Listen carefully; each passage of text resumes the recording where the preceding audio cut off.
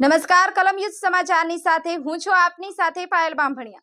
તો જોઈએ આજના મહત્વના સમાચારમાં। સુરતની ગ્રોથ હબ તરીકે પસંદગી થઈ છે। હવે રોજગારી, ઇન્ફ્રાસ્ટ્રક્ચર ડેવલપમેન્ટ સહિતના આયોજન માટે ઇકોનોમિક માસ્ટર પ્લાન તૈયાર કરાયો છે। આજરોજ મુખ્યમંત્રી ભૂપેન્દ્ર પટેલના હસ્તે માસ્ટર પ્લાનનું લોન્ચિંગ થશે। ડુમસ રોડ સ્થિત લી મેરિડિયન હોટલ ખાતે લોન્ચિંગ સમારોહ અંતર્ગત વિવિધ કાર્યક્રમો યોજાશે, જેને લઈને સુરત મહાનગરપાલિકા દ્વારા તમામ પ્રકારની તૈયારીઓ પૂર્ણ કરી દીધી છે।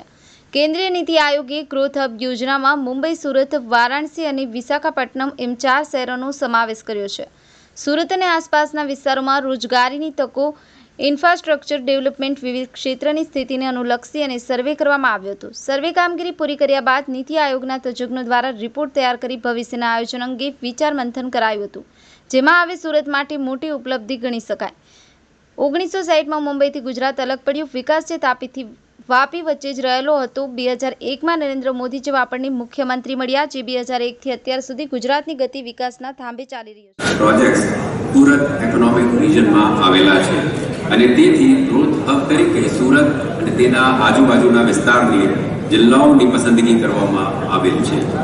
અમૃતકાળ માટે આપણા દેશના માનનીય વડાપ્રધાન શ્રી નરેન્દ્રભાઈ મોદી ગુજરાતના સુરત ઇકોનોમી રિજનના સર્વાંગી અને આધુનિક વિકાસના ભવિષ્યલક્ષી આયોજનનું સુદીર્ઘ રોડમેપ એવા માસ્ટર પ્લાન લોન્ચિંગનો આજનો અવસર છે।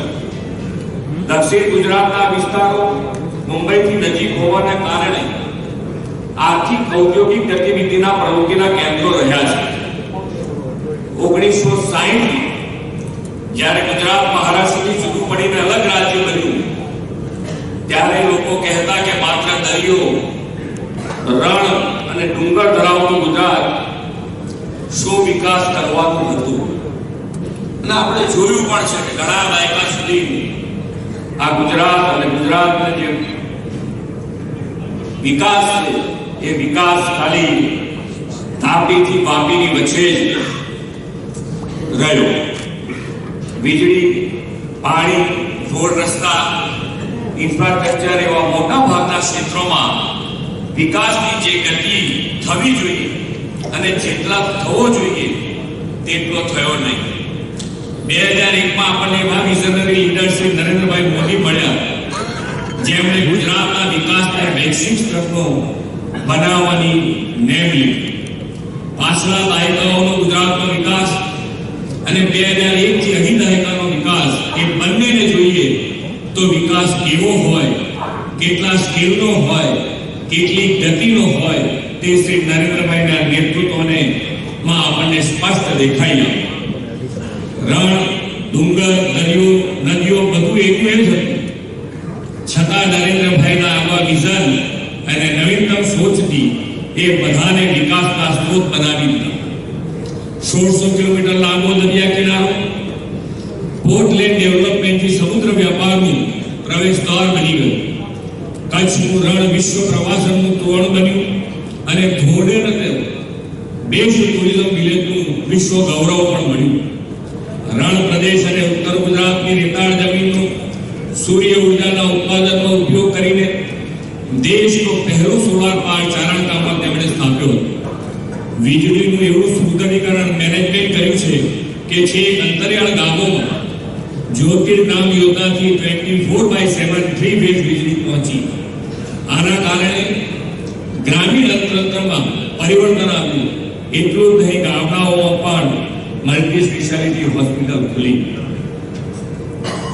આદરણીય શ્રી નરેન્દ્રભાઈએ સુજલામ સુફલામ ને સૌની યોજના તથા કેનાલ નેટવર્કથી નર્મદાના પાણી ગામે ગામ પહોંચાડી જળ ક્રાંતિ કરી। તેનો કોન્સેપ્ટ પણ માસ્ટર પ્લાનમાં છે। તેના પરિણામે વર્લ્ડ ક્લાસ માર્કેટ ફેસિલિટી લોકોને મળતી થશે। વર્લ્ડ ક્લાસ અને સમય અનુરૂપ એજ્યુકેશન માટે એજ્યુસિટી પણ વિકસાવવાનું માસ્ટર પ્લાનમાં આયોજન છે। વડાપ્રધાનશ્રીએ 2047 સુધીમાં વિકસિત ભારતનું આહ્વાન કર્યું છે, તેને આપણે વિકસિત ગુજરાતના નિર્માણથી ઝીલી લેવું છે।